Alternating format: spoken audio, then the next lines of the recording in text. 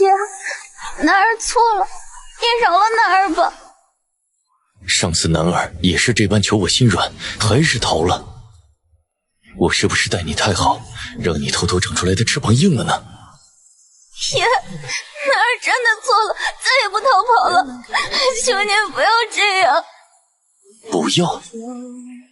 男儿当初求我收了你的时候，可不是这样说。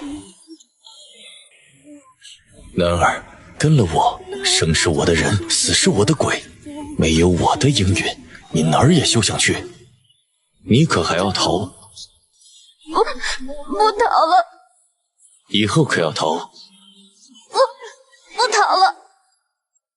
男儿这双腿实在不乖，不如折断了可好？爷，男儿害怕，爷不要这样，求求您了。唉，不折断，那给男儿打造一副独一无二的金链子，拴在脚上，就出不了房门了。只要不折断男儿的腿，男儿任凭爷处置。话音刚落，他感觉到腿上碰到一个冷冰冰的物事，抬眼一看，只见爷不知从哪儿拿出一副金灿灿的链子。男主简直目瞪口呆，居然早就做好了。乖男儿，这可是你答应的，别说爷不疼你啊。沈燕白打开镣环，扣在他骨感精致的脚踝上，并配了一把精致的金锁锁住。链子很长，另一端拴在床角。爷，你真的要囚禁我？哼，事不过三，男儿2次逃走，我实在难以安心，不如拴起来，省得出门在外忧心你会不会逃跑。贱婢，居然敢弄脏小姐的裙子！那日，他将四小姐洗干净的衣服交给小姐身边的大丫鬟秀云后，没过多久被叫去四小姐房中问话。秀云见到南珠，令她跪下，然后不由分说打了她一巴掌，斥骂她弄脏了四小姐的裙子。奴婢冤枉！喊冤的话还没说完，秀云又打了她一巴掌。贱婢，还敢嘴硬！你可知这珍珠纱多么金贵？就算是10个你，也换不来一匹料子。奴婢没有，请小姐明察。四小姐，这贱婢也知道您衣服金贵，居然不肯承认。一碟子点心狠狠砸在南珠身上，怒骂道：该死的贱婢，杖子20，关去柴房。南珠被2个婆子拖到外面去跪下，生生挨了20板子，最后还被四小姐关在柴房，3天3夜没有吃喝。他就是南珠啊，长得真好看。好看有什么用？四小姐极不喜他。为何不喜啊？你说为何？谁家主子愿意被一个小婢女比下去？听说三少爷也惦记他呢。每每听到这些，南珠只得低头匆匆走过，不敢停留引起是非。她如今日子并不好过，四小姐每次心情不好都要把她叫过去骂一顿。今日四小姐想要吃外头的糕点，命南珠出门去买。出门时，角门看守的小厮拦住她和她讲话。南珠妹妹，你来府中5年了吧？如今比府中的小姐们还要好看。莫要胡说，叫四小姐听到可要生气了。南珠妹妹害羞了，我说的可是真话。过阵子三少爷房中要添通房丫鬟，我可听说三少爷很中意你呢，童夫人说了好几次把你要过去。南珠妹妹马上要当凤凰了。别开玩笑了。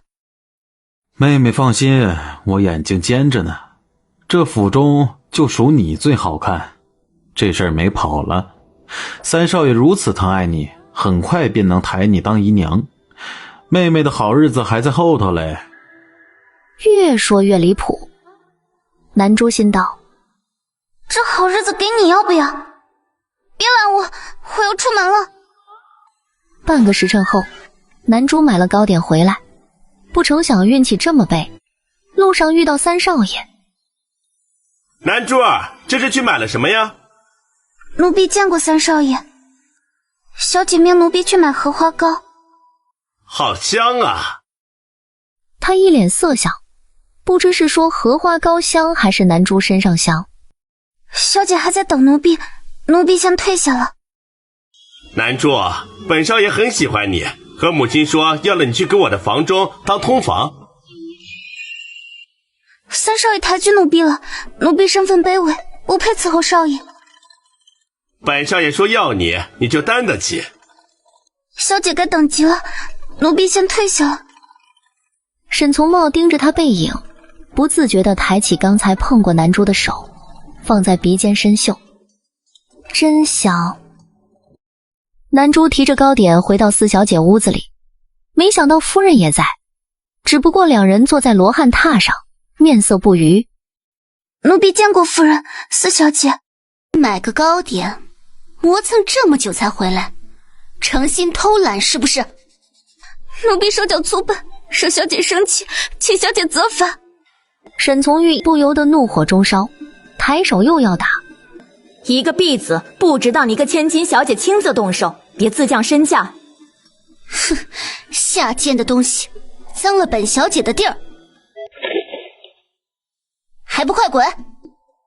南珠垂着脑袋立即退了出去。一出房门，外头停下活儿听戏的丫头婆子看了他一眼，不紧不慢继续拿起手中的活。那些偷偷打量他的目光颇具同情。南珠抿唇不语，凉风吹在脸上，刺痛难忍。南珠没有回屋，在小姐屋后找了个僻静的角落坐下，不想也能隐约听到夫人与小姐在房中谈话。母亲，这小贱人能给哥哥当通房，是他8辈子修来的福分，为何不能给他？好女儿，事到如今我也不瞒你，叶成文也看上南珠，明里暗里提过，让南珠陪嫁过去。叶成文是和沈从玉定下亲的定国公府世子，两家已交换过庚帖，只待明年开春完婚。啊！可恶！一个贱婢就想抢我夫君，看我不打死他！哎，好女儿，消消气。我们虽为国公府，到底底子大不如从前了，只担着个空名头。幸亏你大哥哥皇上的身份，人家才多看我们一眼。而如今定国公府手握军权，军功在身，风光无限，你爹爹呀，指着这门亲事光耀门楣。可我不甘心，这个贱婢她怎么配？这个贱婢她怎么配？唉，横竖他身边会有旁人，不是南珠就是外面的狐妹子。他叶成文只不过惦记一个丫头罢了，左右你嫁过去身子不便时，他身边需要人伺候，你若顺了他的意，他便能惦记你主母大娘子的好，把你捧在手心里疼着。南珠不过一个小丫头，总有吃腻的时候，待她厌烦了，南珠那打骂还不由你。女儿啊，顾全大局。死丫头，待日后用不上她，我定将她打死。好女儿，这样想才对。南珠听完只觉浑身发凉，悲痛不已。小姐竟然这样心狠手辣。南珠心神不宁往回走，经过小花园时，手臂一紧，被人拽了过去，捂住嘴往假山那边拖走。南珠，哎呀，我的好南珠，你若从了我，我保你在府中吃香喝辣。放开我！我以后是四小姐房中的陪嫁丫鬟，你休想碰我！好南珠，我早就喜欢你了。本来听说三少爷要你当通房，这我心灰意冷的。哎呀，没想到夫人不答应。哎呀，心肝南珠啊，这就是上天给我的机会。哎，你从了我吧，我一定对你掏心掏肝的好。救命！救命！救命！南珠慌张求救。仓皇间撞到了一堵肉墙，南珠被人扶住了胳膊，才没有摔地上。莫怕。南珠如获大赦，紧紧攥住男人袖袍求救。大王爷救命！哎，南珠，哎呀，哎，我的好南珠。何人在此放肆？大爷。大爷！南珠诧异，不禁抬头打量，只看到后背，便觉得身形挺阔，甚至伟岸。原来他就是大爷沈彦白。好你个色胆包天的李勇，胆敢无视府中规矩，欺负小丫头！小的没有，小的。大爷，李勇的心术不正，于行不轨，奴婢姐姐被他玷污清白，请大爷为奴婢做主。你含血喷人，明明是你主动勾引我。大爷，这南珠心术不正，仗着容貌好勾引我。请大爷明鉴，是他欺负奴婢，奴婢抵死不从，才抓花了他的脸。若不是大爷出手相救，奴婢此刻已经投湖自尽，成了湖中一缕冤魂。我知道了。沈彦白嗓音沉稳，颇具威势正气，令人心安。你先起来。李勇刚站起来，被庄毅一脚踹倒。狗东西，爷没说你。南珠抹掉眼泪，捂着衣领站起来，奈何受了惊吓，腿上没有力气，还没站直便往前一摔，一头扎进男人腿间。他闭着眼看不清，慌乱间抱住了男人衣袍下紧实修长的腿，才没让自己滑倒。你打算抱多久？南珠脸红了又红，手忙脚乱，终于站稳了脚跟。谢谢大爷。南珠慌里慌张弄着衣服，奈何衣服被撕得不成样子，她急得要哭了，如春寒料峭中枝头乱颤的梅花。沈彦白收回目光，解下身上斗篷，盖住她纤细的身子。爷，不可！小厮云初阻止。爷大病初愈，正是要紧的时候，不可着凉了。你先披着。你去外面买一套合适的衣服，切勿惊扰旁人。是。奴婢谢谢大爷。起来吧。府中的规矩，李总管没有教你。爷，这个李勇不是第一次犯案，听说曾经也害了2个丫鬟投井自尽，是李总管求了老爷的话，才没重罚。哎，大爷饶命，小的再也不敢了。无规矩不成方圆，府中容不得有人为虎作伥。李总管年纪大了，放出府去。李勇胡作非为，再三犯案，罪不可恕，拖出去乱棍打死，勿要脏了园子。是。谢谢大爷为奴婢做主。起来吧。皎月当空，疏星零落。此刻园子里静悄悄的，只有南珠和沈彦白2个人。沈彦白走到石桌前坐下。我不是为了你，此人留下日后定惹出祸端，趁早铲除，以绝后患。大爷英明。你是哪个院子的？叫什么名字？奴婢叫南珠，是4小姐房中的。来府中多久了？奴婢10岁入府，已经6年了。之后再无话，一直等到庄毅和云初回来。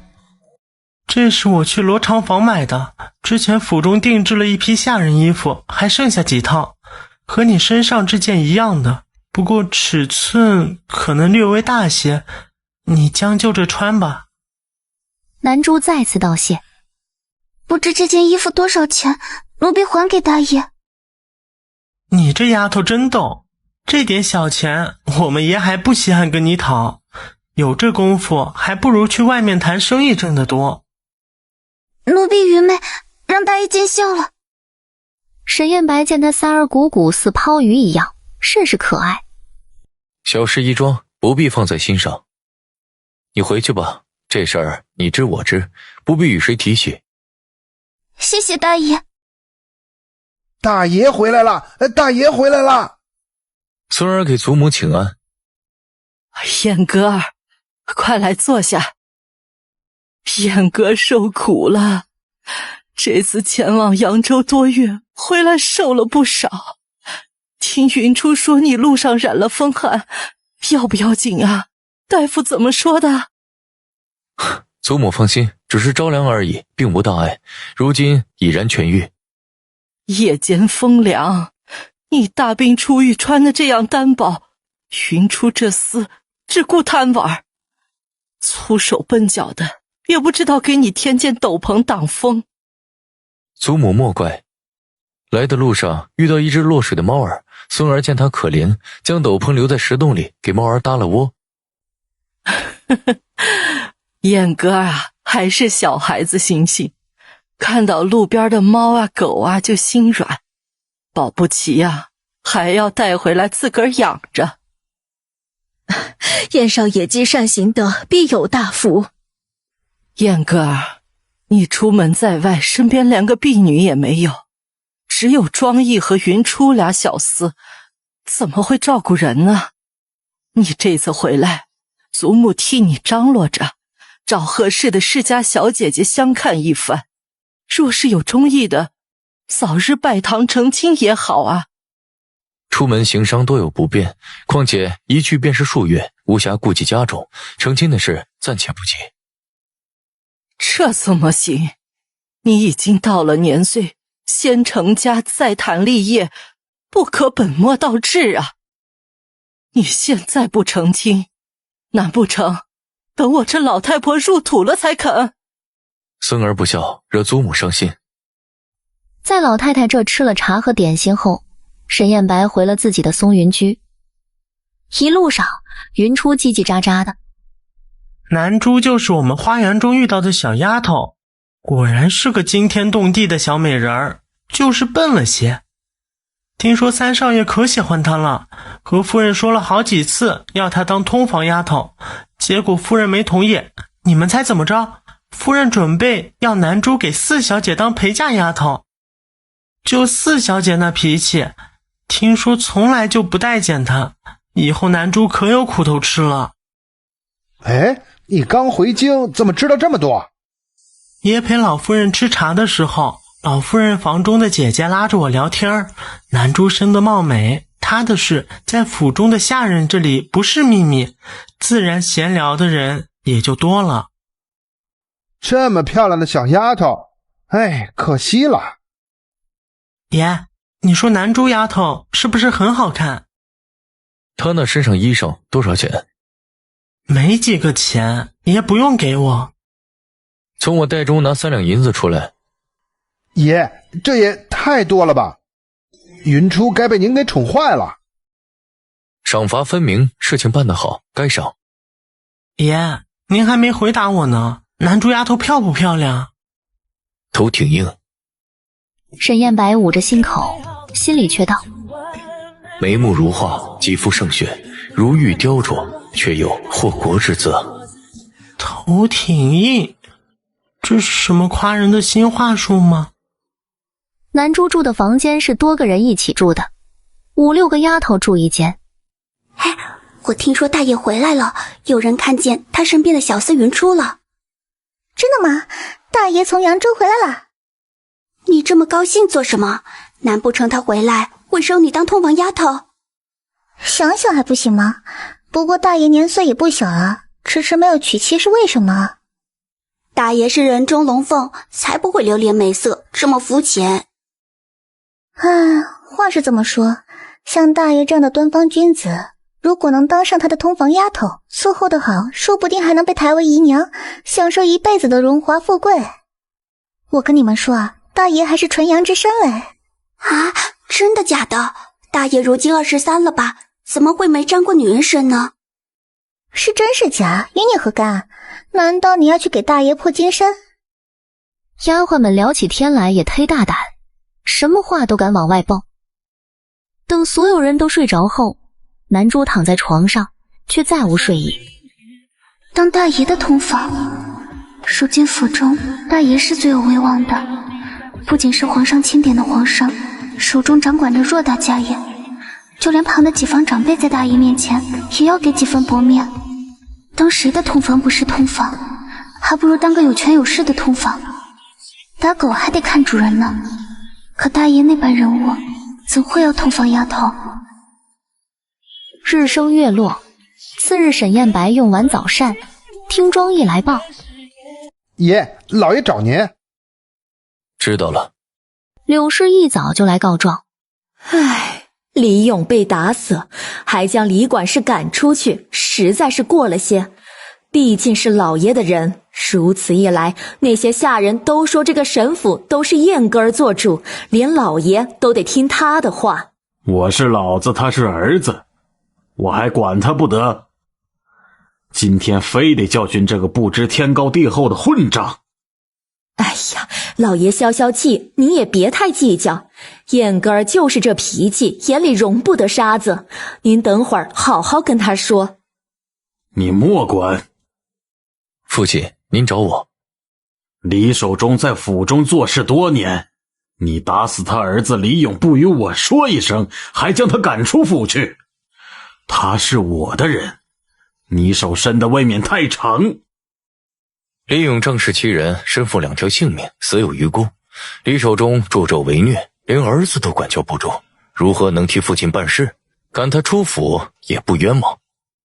父亲，李勇的事儿，儿子是府外听说，说李守忠是得了父亲的宽恕，才没追究，还说父亲眼瞎心盲，沈府在父亲手中定然衰败。沈燕白见父亲面笔墨黑，继续胡说一通。我看是那李守忠恃宠而骄，府中规矩是父亲所写，如何能容忍身边的人知错犯错？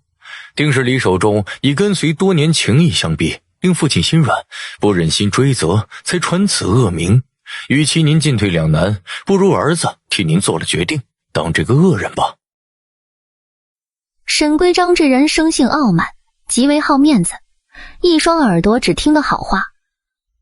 哼，李守忠确实年老糊涂，我念他跟随我多年，忠心耿耿，才心软饶恕，不想坏了府中名声。燕白，这事儿你做得不错。一旁柳氏干笑着，脸都要僵了。柳氏并非燕白生母，很不喜他。下午南珠在四小姐院子里打扫枯叶，听到路过的丫鬟窃窃私语：哎，你听说了吗？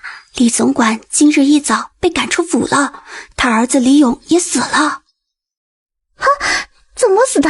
怎么这么突然？听说是得罪了大爷，大爷命人将他打死了。对，而且李总管是老爷身边的人，老爷竟一句话也没说，可见这府里很快就是大爷当家做主了。南珠低着头，只觉得解气。没多久，四小姐身边的大丫鬟秀云来找她。秀云姐姐找我何事？哼，夫人找你问话。夫人有说找我有什么事吗？叫你去你就去，问这么多做什么？南珠放下手里的活儿，心怀忐忑地跟着秀云去了柳氏居住的兰院。奴婢见过夫人。跪下。夫人，奴婢愚昧，不知做错了什么惹夫人生气。你愚昧，我看你聪明得很。让你伺候四小姐，你倒好，想着法儿的勾引三少爷。奴婢没有，请夫人明鉴。掌嘴！柳氏身边的潘嬷嬷听了吩咐，走到南珠身前，抬手扇了南珠2巴掌。奴婢真的没有，冤枉夫人！奴婢真的没有，冤枉夫人！你当府里其他人是死的？桂儿、石榴他们都看见了。昨天你在路上和三少爷拉拉扯扯，仗着一张狐媚脸就去勾引主子，谁给你的狗胆？潘嬷嬷用力掐南珠的背。奴婢真的没有，三少爷身份尊贵，南珠万万不敢，夫人。贱婢，还敢嘴硬？脸还有用，别打坏了。叶成文看上南珠的脸，柳氏暂时不能动，但是其他地方只要看不到，他没什么可顾忌的。潘嬷嬷改成掐南珠肩膀、胳膊，几乎是往死里掐。南珠疼得直冒冷汗，倒在地上挣扎。三少爷就是受了你的蛊惑，才跟夫人嚷嚷着讨你过去当通房。你一个下贱丫头，还敢妄想爬主子的床，活得不耐烦了。潘嬷嬷面目可憎，言语粗鄙，每次都是对南珠下死手。柳氏也不满意，立即吩咐人抓住南珠的手，用板子打手心。因为南珠她女儿还没出嫁就受到夫家这般侮辱，点名道姓要这个陪嫁丫头。柳氏决意狠狠教训南珠一番。叶世成他训不了，儿子他舍不得，一个贱婢还不能拿捏吗？外头好些丫鬟都在伸着脖子看戏。过几日府中设宴，云初受大少爷吩咐来给夫人送确定好的宾客名单，不成想看到一群丫鬟挤在门边偷懒。喂，你们在看什么呢？云初哥哥，你什么时候回来的？大爷在松云居吗？听说他要设宴，需不需要我去帮忙呀？里面在做什么呀？夫人在打南珠呢。他一个小奴才吃了雄心豹子胆，敢去勾引三少爷，妄想攀高枝。云初哥哥，你去哪儿啊？话还没说完，云初跑得没影了。南珠在挨打，他得赶紧回去告诉大少爷才行。我从不苛待下人，但若是有人不老实本分，带坏我儿，我定严惩不贷。不要以为三少爷脾气好，待你们和善，就敢动歪心思。下次再有人勾引三少爷，就不是今天这么容易过去的。掂量掂量，记得命硬不硬？其他人听了，大气不敢出。此时，门外有人匆匆跑过来，对柳氏道：“夫人，大少爷过来了，正在前厅等您。过几日府中设宴，要用到的碗筷全部交给南珠洗吧。”是，老奴一定盯紧他，少了一根筷子，定叫他好看。南珠艰难地从地上爬起来，准备走人，被潘嬷嬷一把抓住头发。你去哪里？没听见夫人说让你去洗盘子吗？嬷嬷，我手在流血，我先去处理一下。贱婢，你以为自个儿是千金小姐，是不是还得我亲自背你回去啊？磨蹭什么？赶紧去给我洗盘子！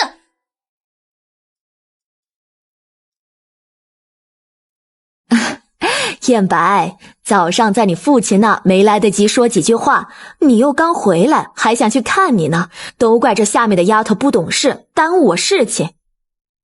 瞧你回来瘦了不少，一路上肯定是很辛苦吧？夫人打理府中上下，不比我在外面轻松。设宴宾客名单让你小厮送过来就行，哪里用得着你亲自跑一趟呀？既是为我接风洗尘，不好劳烦夫人操心劳累。从预定了亲，想必他的婚事夫人得亲力亲为，诸多操劳。这次设宴的事儿，我自己着手安排就好。柳氏大惊，他一个大男人哪里会安排这些？况且他竟会为他考虑，怪在难不成他知道他在里面克扣银钱？柳氏这回可急了。哎呀，不碍事，设宴之事繁琐，你生意又忙，哪里有功夫管这些？还是我来吧。就这么安排，夫人不必再说。好，那就依你的意思。哼，夫人说了，明天早上这些盘子必须洗完。你要是洗不完，板子伺候。我嬷嬷，这水太烫了。不烫你洗得干净吗？还磨蹭什么？赶紧去洗。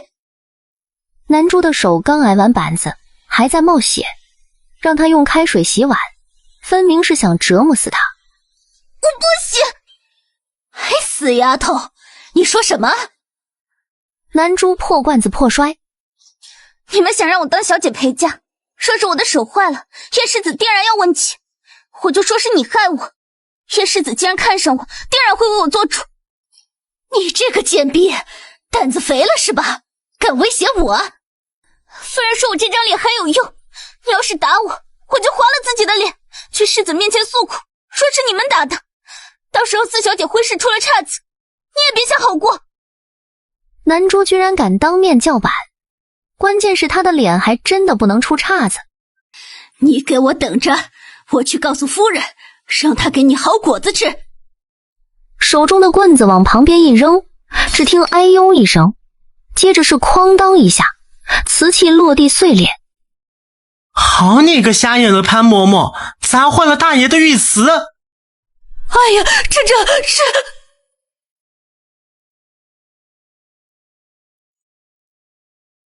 这可是爷在扬州花了20两银子买下的，就这样被你糟践了。你给我等着，我这就回去告诉爷。哎呦，云初小哥，你别急啊！你看我一个老婆子，没什么钱，这里面有1两。云初小哥，能不能帮忙在大少爷跟前说几句好话？你个老刁婆，砸坏了东西还想占便宜，1两就想接过去，哪有这么好的事情？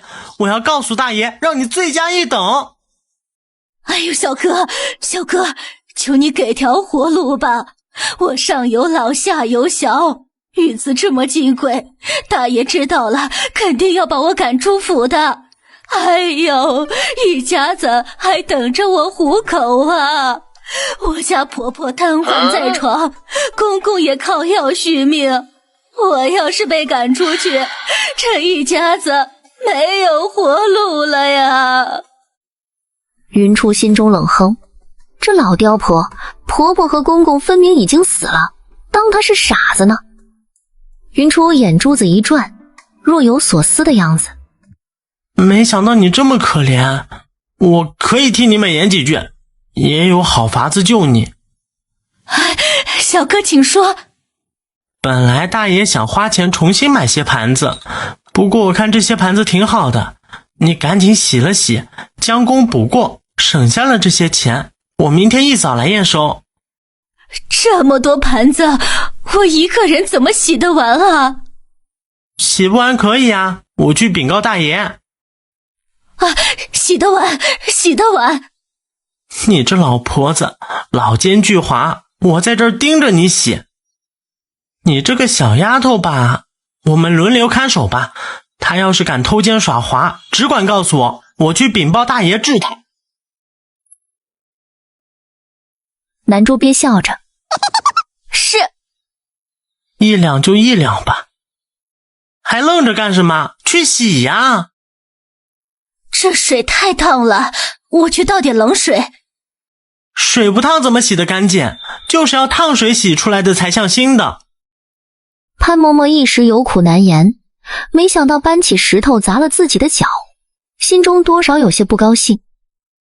我好歹是夫人身边的老嬷嬷，云初小哥未免太跋扈了。我们爷和夫人说了，设宴的一切事务由他来安排，如今给了我权力，专门收拾你们这些仗着自己年纪大偷奸耍滑的老刁婆。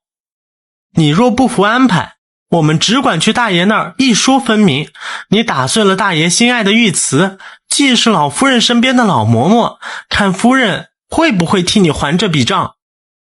潘嬷嬷一听，立即麻溜的去洗碗了。夫人那么小气，怎么舍得拿出20两？不打死她算好的了。只是水太烫，潘嬷嬷一边洗一边嚷嚷。云初走到南珠身边，装模作样问道：你叫什么名字？哪个院子里的？奴婢叫南珠，是4小姐院里的。大爷要设宴，他院子里正缺人手，你这丫头看起来机灵，先去大爷院里帮忙。奴婢还有许多活没干完，4小姐那边。这有什么难的？大爷一句话的事儿。他递给南珠一个腰牌。你去大爷的松云居找他，你就说我在盯着潘嬷嬷洗盘子，他身边要人伺候，你代替我帮个忙。是。不过他指着地上碎裂的玉瓷，小声问他：这个怎么办？几10文钱的小玩意儿罢了，这老刁婆不识货，榆木当珍珠，竟赚了他不少嘞。等我回去一起分赃啊。云初竟这样机智。云初，谢谢你。不客气不客气，我跟着大爷身边学的。你不知道，大爷心才黑嘞，坑的人哭爹喊娘的。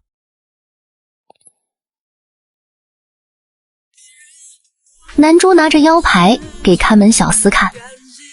我是四小姐院中的南珠，是大爷身边的云初让我来的。南珠姑娘，你进来吧，大爷在会客，我带你去等他。秋日金桂香，冬时梅花俏，四季景致分明。南珠被带到一间宽敞空室，小厮指了指旁边的屏风，低声道：爷暂时没空，你且在这等他出来吧。好的。小厮走后，南珠站在屋里不敢乱看乱动，只是房间里静悄悄的，隐隐能听到屏风后大爷说话的声音。我是个商人，你想让我帮你，自然得拿出点什么交换。燕少爷，我也实在无路可走，若是能拿得出什么，也不会来找您。若是人人有难都找我通融，我也不用做生意了。还是那句话，我是商人，万事只看重一个利字，若是换取不到任何价值，我为何费力帮你？声音越来越清晰，字句分明。南珠听了耳朵发烫，强行转移注意力，不敢再听。不知站了多久，他身上实在酸疼，只好走到门边的石阶坐下休息，不知不觉竟睡了过去。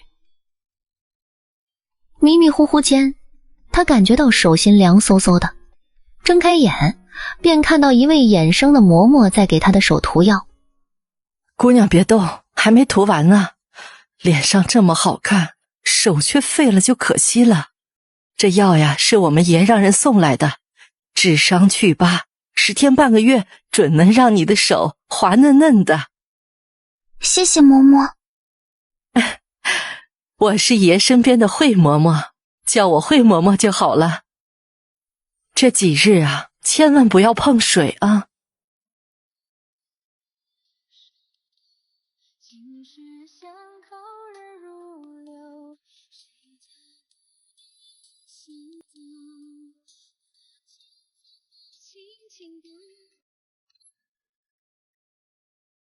身后的书房里，沈燕白在书案前看书。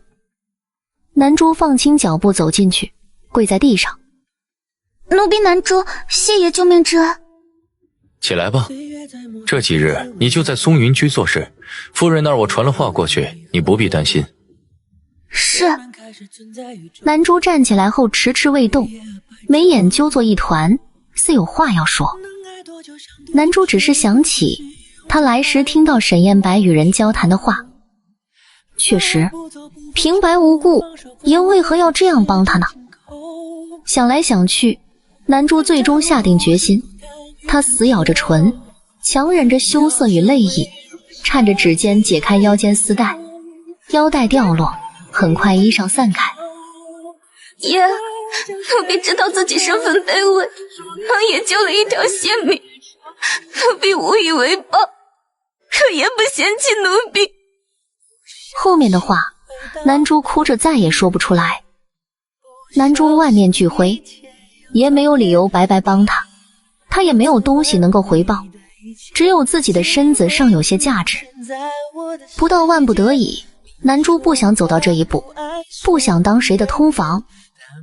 沈燕白竟没想到南珠是要现身。我救你，并没想让你以身相报。早晨柳夫人生我的气，你受罚是我的牵连，我不能袖手旁观。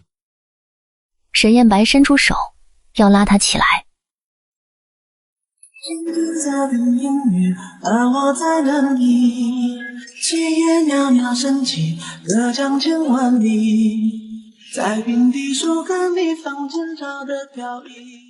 沈燕白捡起地上的衣服，正要给南珠盖上，云初那毛手毛脚的小厮突然冲进来。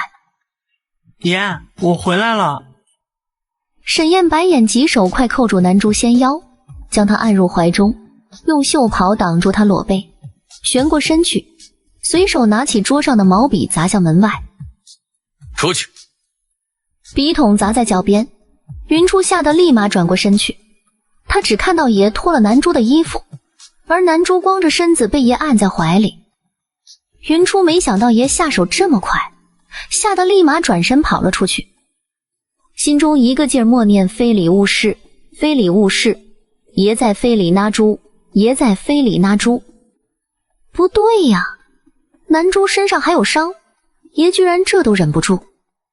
南珠猫儿似的靠在沈燕白怀中，曲线玲珑的身子紧紧贴着他，不住颤抖。这小婢女惹得他邪火横冲直撞。这几日你歇在松云居，和惠嬷嬷住一起，让她给你上药。是。院子里，你做什么？慌慌张张的。给我5两银子。有病！当初说好的，如果爷对南珠有意思的话，你给我5两；如果没有，我给你10两。这是昨晚救下南珠后，云初和庄毅打的赌。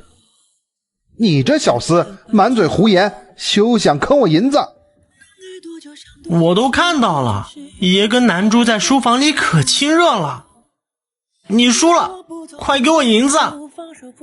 你这破猴，带我去叫你的老相好来看看你这破皮样，看他还理不理你。你给我等着，等南珠当了爷的通房丫头，你就得给我10两银子。啊，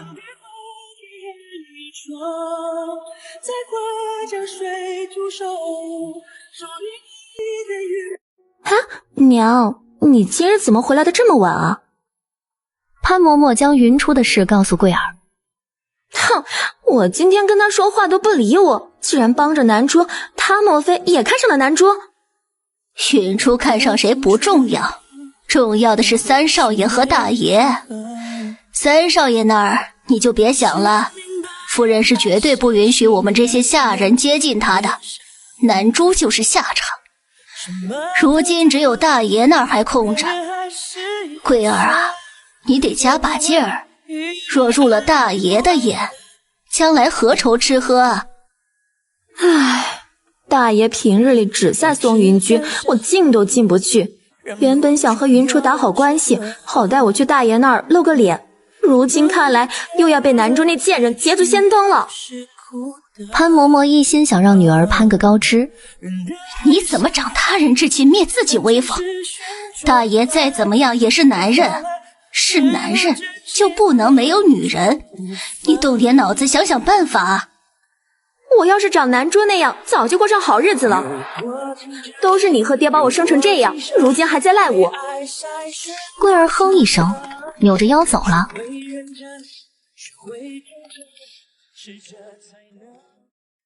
沈燕白此番设宴，一切从简，名单上只邀请了自己几个好友过来。他惯来喜静，松云居人手不够，不光要了南珠一个丫鬟，还从其他院子里多要了几个机灵的。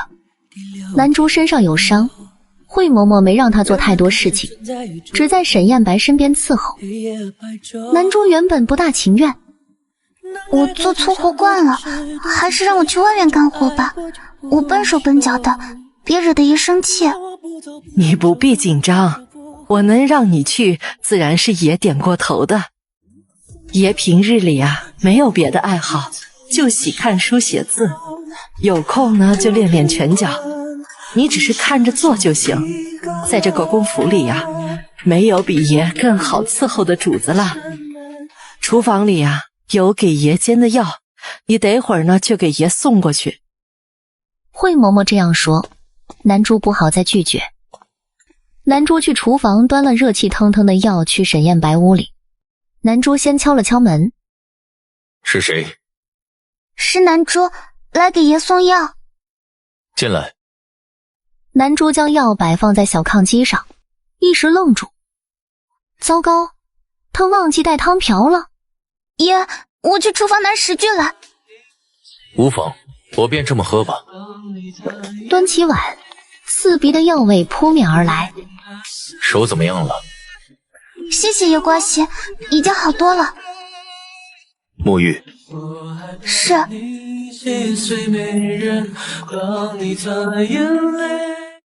南珠替我除衣。忙不迭跑过去替沈燕白脱衣服。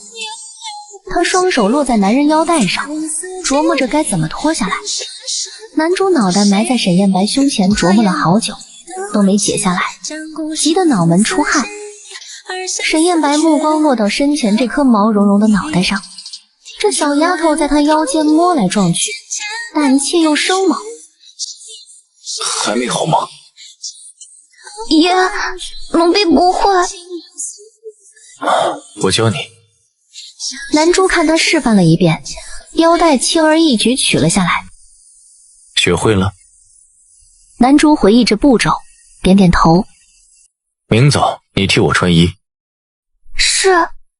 只愿掠过柳梢头，心事相扣人如流。谁家姑娘烟消走，发间残花轻轻抖。三月回呀三月回。手落在他裤腰上，突然想起来上次撞到爷时，爷腿间藏了玉佩，硬邦邦的，不知这回有没有藏。男主想伸手想探一探，来到记忆中处，手一扫，好像确实有个物石在腿边。男主想替爷取下来，手又往那边摸过去，果然抓到了，玉佩还热乎着。这只手实在胆大包天。做什么？爷身上的玉佩没摘下来。什么玉佩？这个。你怎知是玉佩？上次在花园，奴婢磕到了，爷藏得如此隐蔽，想来是极珍贵的。确实珍贵。奴婢给爷取下来。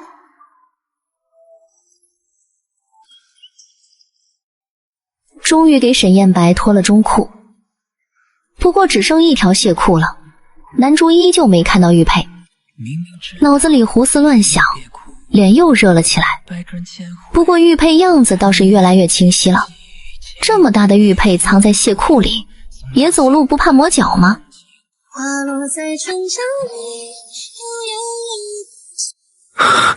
不是要帮我取玉佩？男主咬咬牙，伸着手去解亵裤，简直初生牛犊不怕虎，胆大包天。我自己来。是。他退到沈燕白身后，背过身，耐不住心中实在好奇，又忍不住偷看是什么样的玉佩值得爷这样小心藏着。沈燕白除去亵裤，没想到身后的丫头会偷看，一条腿刚跨入桶中，身后传来男猪一声尖叫。他回过头，只看得见男猪惊慌失措的背影跑了出去。男猪羞愤欲死，那个居然不是玉佩，那是爷的。他还抓了！一路上慌慌张张，男猪撞到了人。男猪，你怎么了？爷在房里吗？爷在沐浴。你脸怎么这么红啊？爷欺负你了？没有，我只是有点不舒服。爷那边，劳烦你替我一下。说完，男猪头也不回地跑了。爷，是否要添水啊？抬几桶冷水进来。爷大病初愈，还是谨慎些好。哎呀，叫你去你就去。这个澡洗了足有1个时辰，依然心火难消。爷是不是不舒服？无碍。男猪呢？男猪说不舒服，我来的时候遇到他，脸红的跟桃似的。我就问他，你脸怎么这么红？是不是爷欺负你了？他摇头说不是，说是有些不舒服，让我替他伺候您。可我瞧他脸红成那样，嗓子也软软的，不像没事的样子呀。云初这厮满脑子歪主意，一口气儿说这么多，就是想打听些什么。乔叶不说话，云初又道：男猪不愧是个小美人儿，爷没瞧见她的样子，脸红红的，眼儿含水，像一朵雨中飘零的白梨花，美极了。难怪三少爷绝食也要她。他还撞到了我，终于知道爷为什么说他头挺硬了，果真撞得我可疼了。南珠来了松云居后，好些小厮趴着门偷看他干活嘞。话还没说完，脑门被沈燕白敲了一记。你去跟他说，这2日好好养伤，我这儿不用伺候。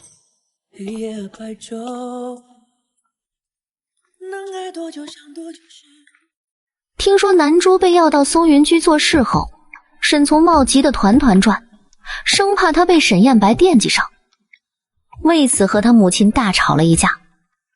那么多婢女，大哥哥不挑，为何单单挑了南珠？你大哥哥眼光高着，哪看得上一个奴婢？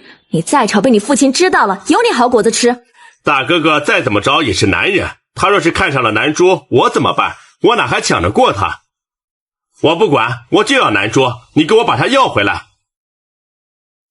南珠整天就知道南珠，你能不能有点出息？母亲，你去跟大哥哥说一声，把南珠要回来吧。若他不喜欢南珠，怎会拒绝你？求你了，母亲。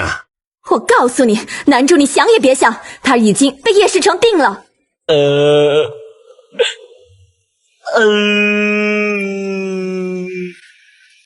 今日沈燕白受邀赴宴，云初伺候更衣，出门前嘀咕：爷，南珠这几日好似躲着我，像耗子看到猫似的，见到就跑。庄毅毫不客气地损他：那还不是你成日里不务正业，贼眉鼠眼的，不知要打听什么。我哪有，明明是爷让南珠伺候的。那晚之后，却有好几日不见南珠。他这几日在忙什么？院子里在为爷设宴做修缮，南珠在那帮忙。手还没好就去干活。跟惠嬷嬷说一声，别让他做粗活。是。云初答完朝庄毅挤眉弄眼：你看我说的没错吧？爷就是对南珠有意思。可恶，又输了。沈燕白行至松云居门口，小厮见了他匆匆来报：爷，三少爷在院外转悠半个时辰了。知道了。门外，沈从茂一直观察松云居院内动向。不在房中读书，来这儿晃悠什么？沈从茂听见沈燕白声音就发抖，如同小鬼见阎王。大哥哥，我是来问问你，设宴之事安排的怎么样了？要不要我帮忙？哼，你倒是挺闲。大哥哥为家里四处奔波劳累，做弟弟的应当为哥哥分忧解难。既如此，我便不好辜负你一份好意。我在城外买了一处荒废的庄子，你既有心，就去帮我去盯着他们除草修缮。沈从茂不过找借口想进去找南珠罢了，哪里真要帮忙？是啊。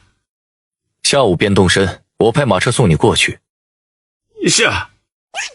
沈从茂走后，云初只管捂着嘴儿笑。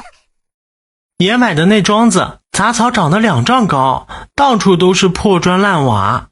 三少爷这一去，恐怕得有1-2个月，可有苦头吃了。出了府门，外头马车已经备好，马车后面嘻嘻哈哈跑出一个孩童，对着马车喊道：燕爷买卖通四海，谁以虚荣尽无疆。孩童嗓音稚嫩而又洪亮，掏出几把碎银撒在地上，拿去买糖吃。谢谢燕爷。孩童很快捡个干净，一边喊一边跳着往闹市走去。燕爷买卖通四海，谁以虚荣尽无疆。财源广进福泽厚，早日抱到美娇娘。沈燕白微笑着撩帘进车厢，云初和庄毅坐在外面偷笑。如今整个京城百姓都在等，这位财大气粗的沈燕白什么时候成亲？户部尚书严正清在家中为沈燕白设宴。子范找你前来，还有一事。大人请说。严大人招手，角落一男子向前来。这是太子妃一位表亲， 10年寒窗苦读，科举数次落榜，每日在家郁郁寡欢。太子觉着与其在家荒唐度日，不如找些事情做，打发时间也好。只因沾亲带故，去官府做事，恐落人口实，不如在你名下的铺子里找个跑腿的活吧。沈燕白打量那人，一对吊眼梢子，黑少白多，腮骨突出，竟是一脸奸相。既是太子相托，燕白定不负所望。严大人见他爽快答应，乐呵呵地敬他一杯。沈燕白嫌杯子小不够尽兴，叫人换成碗，几碗下肚，很快酩酊大醉。身边美娇娘孤零零的，备受冷落。严大人本还有事与他说，见他醉倒，只能罢了。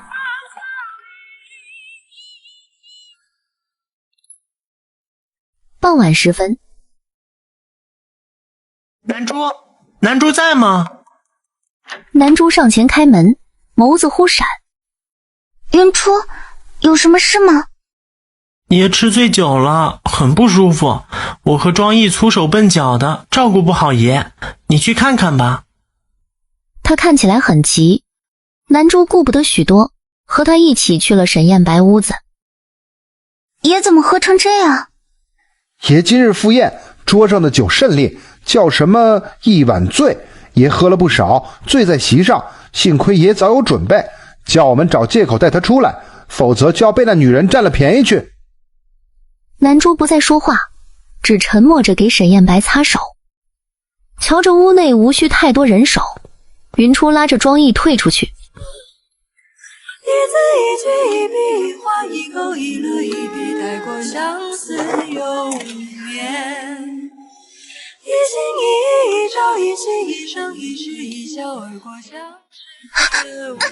爷，放开我！南珠慌张失措。你是何人？奴婢是南珠，爷吃醉酒了。南珠，我的玉佩呢？什么玉佩？爷醉了，快松开我！沈燕白皱眉，松了南珠，在身上胡乱找着什么。我找玉佩。玉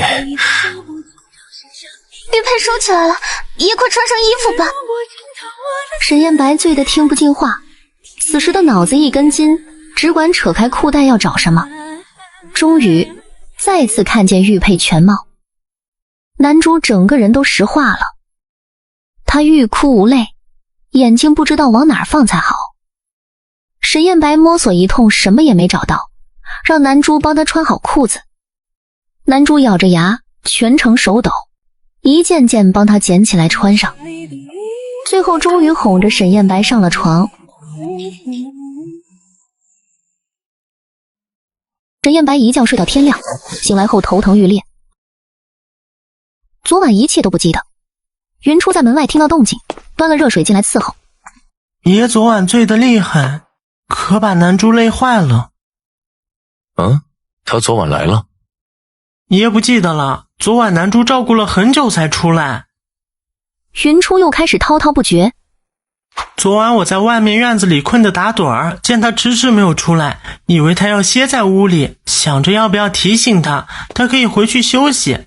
结果他就出来了，我看他满头大汗，脸蛋红红，很累的样子，就问他爷是不是睡下了，他说是，什么都没跟我说就走了，还垂头丧气的。然后我又进门，就看到爷躺在床上，盖着被子，睡得可沉了。沈燕白完全没有印象。喝酒误事，不知昨晚有没有做出什么出格的事情。爷好久没有这么醉过了。这趟鸿门宴，严大人与太子都在打我荷包主意，我若不喝醉，还不知道要安插多少吸血虫给我。那个人也准备安排到哪儿去？他是太子的人，想必早已谋划好，问他想去哪儿便去哪儿。我倒是要看看这人怎么带着雪花银暗度陈仓。惠嬷嬷这时送来醒酒汤。爷昨晚醉得好厉害，怎么也不肯喝汤，还打翻了。沈燕白端起碗，调羹舀起一勺，浅尝了一口，只觉味道不错，又直接端着碗几口喝完。今日这汤味道似乎更清甜。瞒不过爷，这是南珠熬的，加了几片梨，说可以降火。他呢？明天呀就要摆宴了，厨房有的忙呢，南珠在后厨帮忙。忙碌了一下午，南珠见厨房还剩下一些羊奶，心思一动，有了主意。云初，云初！南珠打听到云初在指挥下人们收拾园子，端着盖碗去找他。南珠，你找我什么事儿啊？昨晚看见你没啥精神，是不是哪里不舒服？你今天熬的醒酒汤很好喝，也喝了2碗嘞。他一开口就说这许多，南珠只回答他前面一句：我煮了奶茶，你尝尝。什么是奶茶呀？这是用牛奶、羊奶和茶叶熬成的，很甜。你上次帮我教训潘嬷嬷，分了我钱，还没来得及谢你呢。嗨，小事一桩，不必挂怀。不过这奶茶可真香，你专门给我做的吗？特意感谢你的。云初眼珠一转，将碗盖合上，一整个抱在怀里。谢谢啦，不过这里没有小碗，我带回去喝。